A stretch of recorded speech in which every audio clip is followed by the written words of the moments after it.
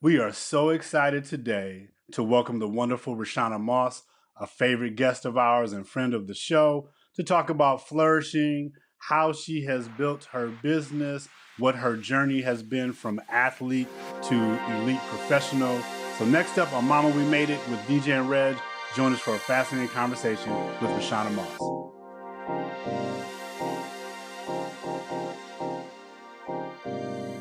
Good morning, my brother. Good morning to the people. How you doing, Reg? You good? I am fantastic, man. I am excited about what's going to happen today. I'm about to learn a lot. The weather is weird where I am, so I'm trying to figure out how my mood is moving with. Like, I saw a rainbow this morning, and now it's pouring down at the same time, so I'm trying to figure out what's going on. But I'm good, man. How about you? I'm doing well. I like the shirt. You know what, man? This is one of my favorite shirts. Don't tell nobody. It's linen in December. So in December, okay. I'm not sure what kind of rules I'm breaking right now. If I knew somebody who was a fashion maybe is learning how to be a brand, connoisseur of fashion, maybe he could give me some advice. Well, it looks good. It looks like a wool from here, so you straight. I appreciate you. Welcome to Mama We Made It with DJ and Reg. That's DJ. I'm Reg. We are excited today to welcome a special guest, and I'm going to let my brother do the introductions and set it up for us. So, DJ, it's all yours. Absolutely. Rashanna Moss, how are you?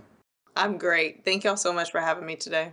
It is our pleasure. I am going to talk a little bit about who you are, and then I would love for you to fill in anything I missed. There's so much when it comes to you.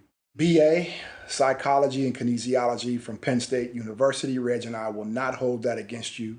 It is a Big Ten institution nonetheless. Masters of Science in Sports Psychology and Kinesiology, also from Penn State University. Former college athlete, 4+ years at Nike, sports marketing, athlete performance research, former owner and operator of a chain of Pure Bar studios, and currently CEO founder of Modern Muse, where you guide your clients to attain and sustain peak performance. And you support the notion, I imagine, that there is definitely a culture and strategy to achieve peak performance. Is that right? 100%. Good job. Okay. Did I miss anything, Rashanna? No, not at all. That was a great, I think you did a better elevator pitch than I do myself. So, hey, I'll take it. Okay. All right. Well, look, let me just start by saying you have always been an extremely impressive person to me from when we met, circa 2006, 2007. We go back. And as Red said, it's an honor to have you with us today. We've had 2 guests. You are the second, and that was just a matter of timing. We're excited to talk to you about this thing that's really important to us, and it's human flourishing. And it's a concept, Rashanna, that we've spent a little bit of time talking to you about. But again, the 6 dimensions, just a reminder for our audience: purpose, character, life satisfaction, aka happiness, health, that's all types of health, mental, physical, spiritual, financial sustenance, and then relationships, your personal and social relationships. So when we talk about flourishing, it's tough to talk about it and not think about you. But at the same time, I'm curious to know how you feel about flourishing. And is it a concept that resonates with you? And so Reg and I are just going to take a little time and ask you some questions. You can ask us some questions. But again, it's really an honor to have you here. And we're going to kick it off. So this concept of flourishing, you've had some time to spend with it. I've known you to be very purposeful from the day we met. But as life ebbs and flows and you take on new roles and new tasks, can you talk to us a little bit about your journey and sense of purpose? Has that changed for you over time, or has that stayed static? Yeah, thank you for that question. I think it's ebb and flowed more so because of necessary development.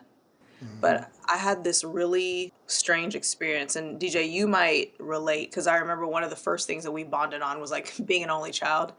And I remember you told me, you were like, only children have a different need for people, because in some ways you don't need people in the same way, because you're used to kind of like this inner world that you've had to create and sustain. And that's exactly how part of my upbringing was, right?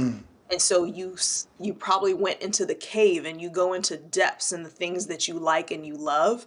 And so for me, it was sixth grade when I decided I wanted to go to school for sport and performance psychology. And it was just a byproduct of being an athlete, right?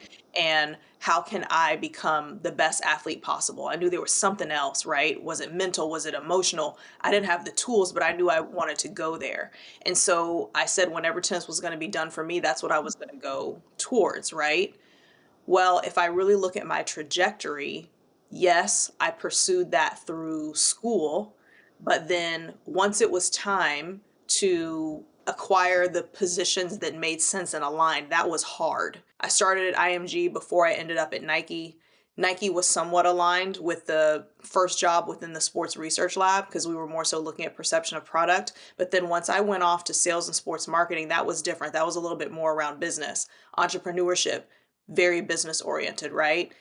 Lots of ups and downs.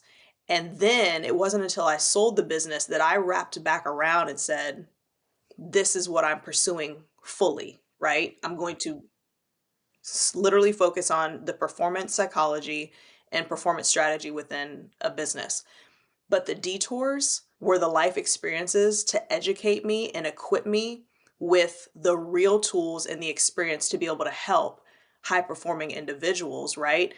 That maybe that was the experience I didn't have before. And so I think it was Wow. all necessary, but it wasn't that perfect trajectory where if you look at someone's resume, you'll say, oh, this makes so much sense. Like it was about the growth, if that makes sense.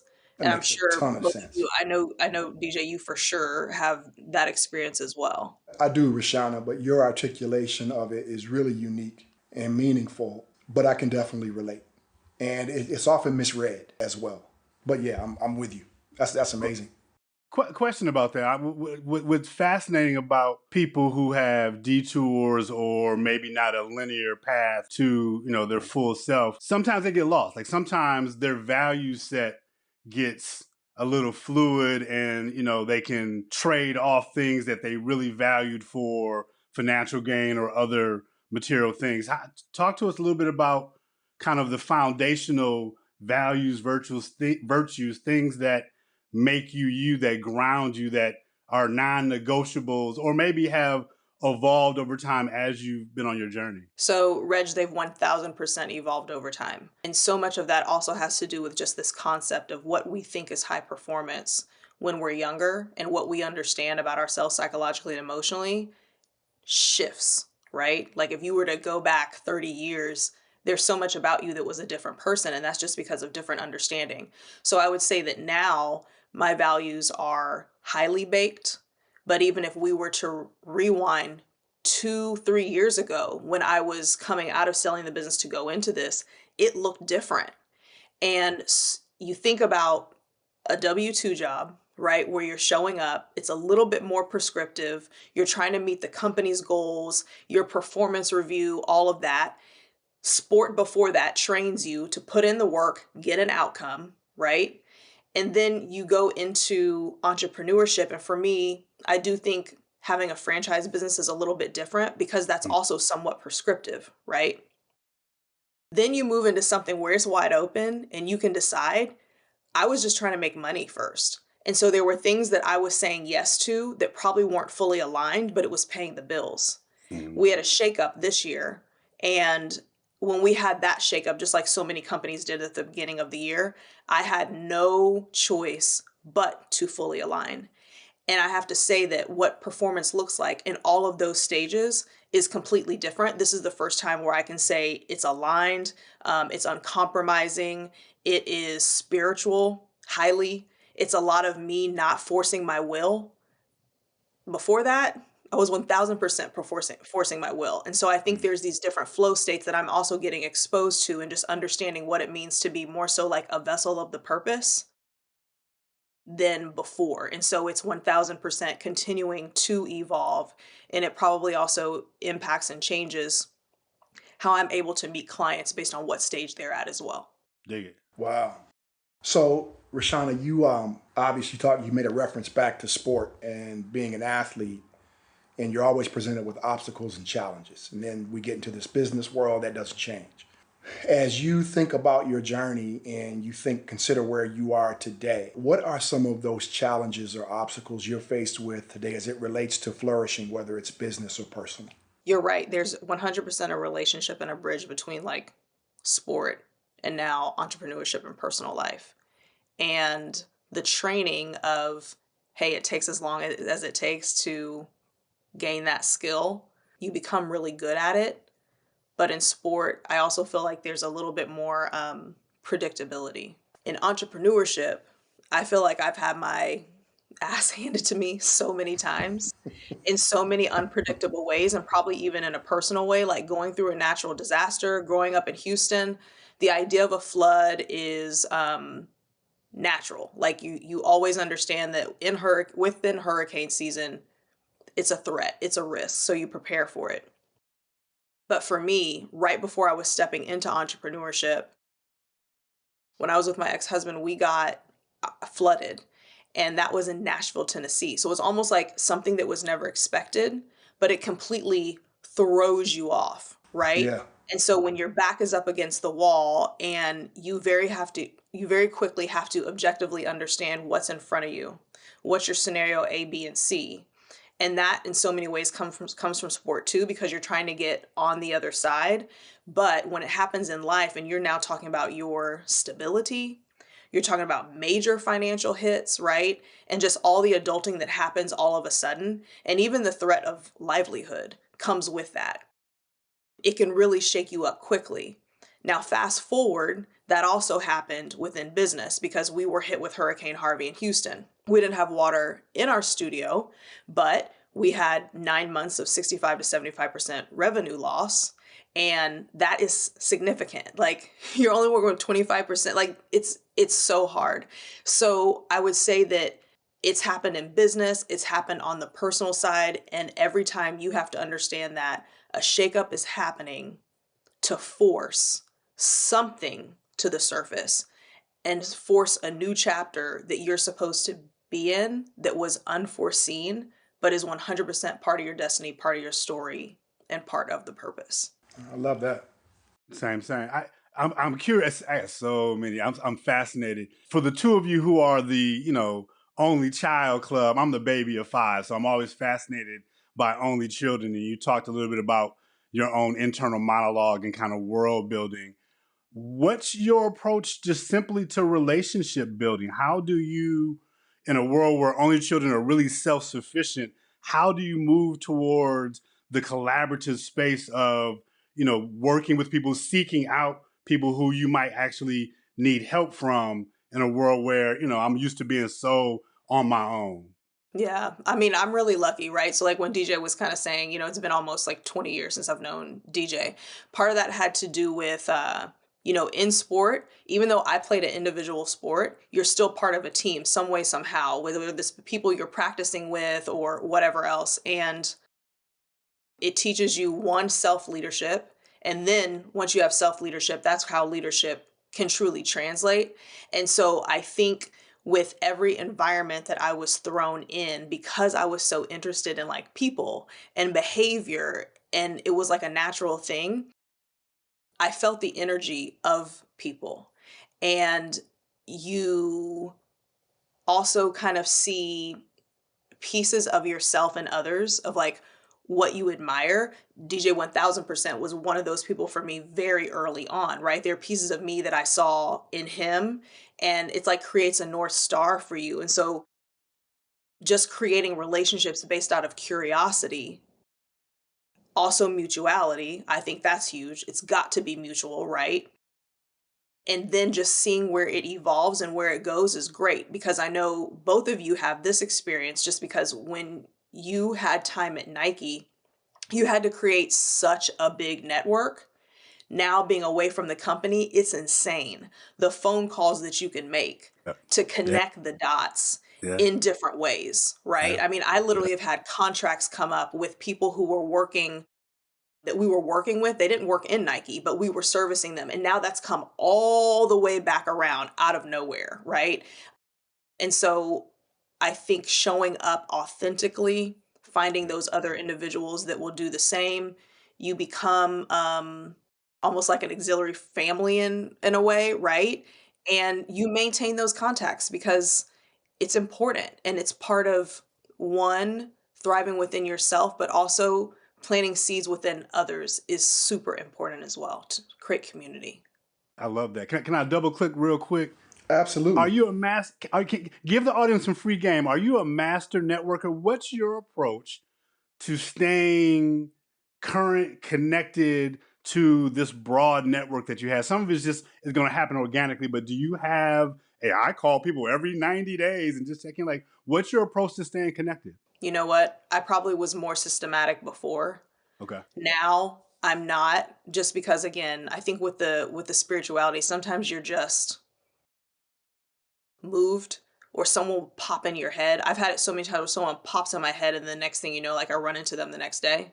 And I feel like there's something genuine about just picking up the phone when someone pops in your head or just checking in. And if you create relationships based on authenticity, I don't think you've got to be so regimented, right? You can maybe not talk to someone for a year, but still pick up the phone and you just literally pick back up where you left off. Absolutely. But I also think that staying in observation of the world and what's going on and how it's impacting people you know within certain environments, those are the times to just kind of reach out and be of support. But then also for your own knowledge, having such a big network allows you to see the market. And so you can see people that are similar to you. You can see people who are different from you, but all of it informs so that you can find the intersectionality in so many places. So I just think it makes you a better business person. It makes you a better communicator and probably makes you more valuable as well because you're seeing the truth of people versus just these siloed boxes. Yep. You know, I'm going back to the only child experience, and this is not at all to insinuate that those with siblings don't do this. But I know from an only child perspective, just spending so much time alone is a lot of self-reflection, Rashanna, right? You're forced. You're forced. Yeah. Yeah, you're forced. And it becomes a natural element. But I think one of the risks in that is at times just paralysis, because you can stay in this mode of self-reflection and question yourself and question the situation, and that can be paralyzing. How do you manage that? Do you experience that? What would you say about that? So I agree with you and have been through stages of that over and over and over again. And there was this talk that I was giving a few months ago where I was giving the talk, but one of my partners was in the room. And we've got a partnership through his gym. And I was talking about the stages of mastery for myself and how I've got to like go in the lab and go in the cave. And then after that, I've got to see what succeeds, what fails, and kind of like break it. And literally it almost feels like a pretty high level of mastery before I'll then move on it externally. He's opposite. He grew up with siblings. He'll move on it way before mastery and will succeed, fail, and all the things while everybody is watching. And so I think that there's a couple things that happen when you're an only child. One, you do have more time to ruminate because you've got the space. So your mind is just more active in so many ways because that Yes. space is just there. And so it almost becomes like a personality in your life that has a front row seat. The other piece is usually when you're an only child, you don't have siblings to distract from the attention. And so you want to talk about high performance, you better show up Yeah. with your P's and Q's, Yeah. like because you are literally under a microscope 24/7. Yeah. Sure. So that shapes you as well, the conditioning of that. It does. Down that path, I'm guessing, I don't know, I'm guessing in that world, all the whatever conflict comes up is somewhat you and yourself talking to each other. How then do you resolve conflict when there's personal conflict? Like, what's your secret sauce for resolving conflict, and how do you manage that? Personal conflict for myself. Yeah, sorry, not within yourself, with in the world. So it's, as we're talking relationships, and there's this space of you can ruminate, but you're also under the microscope. when you go out into the world and you're dealing with people and there's a disagreement, a conflict, some kind of flashpoint, how do you resolve conflict to get to a better space? Before I think I used to take it personal because, again, as an only child, a lot of times it is your job to show up the right way, to keep the peace, um, and to accommodate. I think now it comes down to just straight up alignment. So, me getting to alignment within self first, mind, body, soul, what feels right, what feels true to me. And then once I know that, I can enter the space in a manner that is true for me.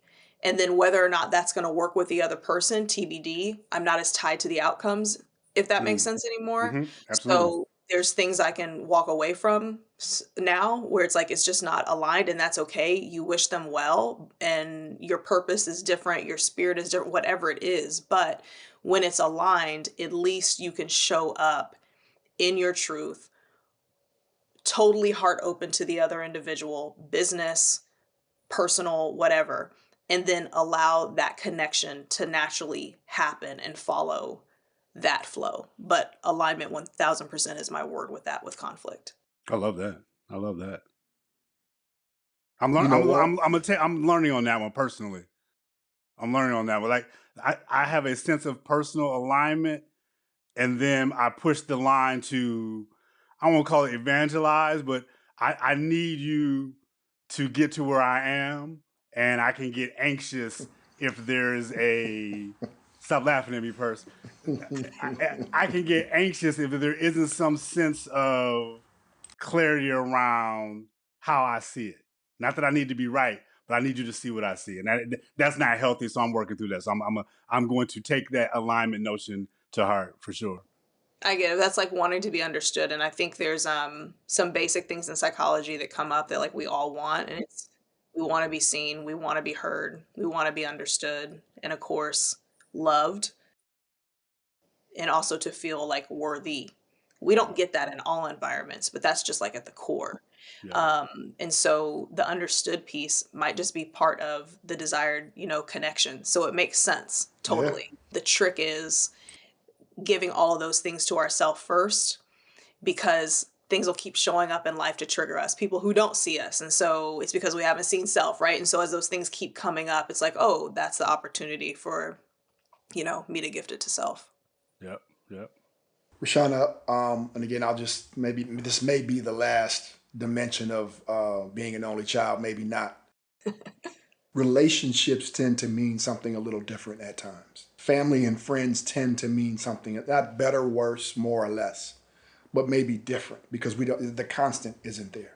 Have you found the role of family and friends for you evolving, shifting over time, or has there always been a similar sense along your journey for what family and friends mean to you?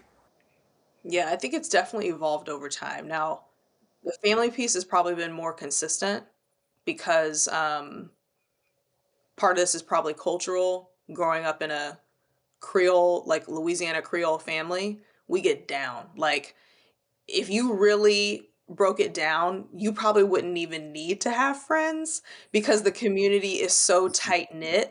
And it's like we just love really hard. So that has always been a part of it. And then growing up with so many cousins, right? So the family life has always just been very rich. My relationships with my parents has always been strong. Obviously that goes through phases, right? But it's just always been a core. I've never had to question if I had the support of my family. So now as an adult, it's more so just moving into an adult relationship versus a child adult relationship, right? Because so many of us, we just like never move there. So that's important to me now. With the friendship piece growing up, I was a pretty hyper kid. So I think there was a lot of activity and fun and the popularity. I think that was important.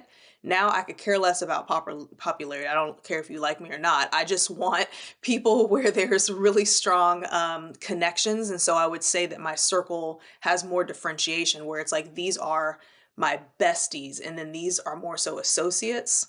And so I'm particular on how I spend my time now because I don't know, I think we waste a lot of time on relationships that are meaningless and really are kind of supposed to stay in that associate zone, versus winning with the ones who are truly your homies. I love that. I love it. Yeah. Let, What about let, you let, all?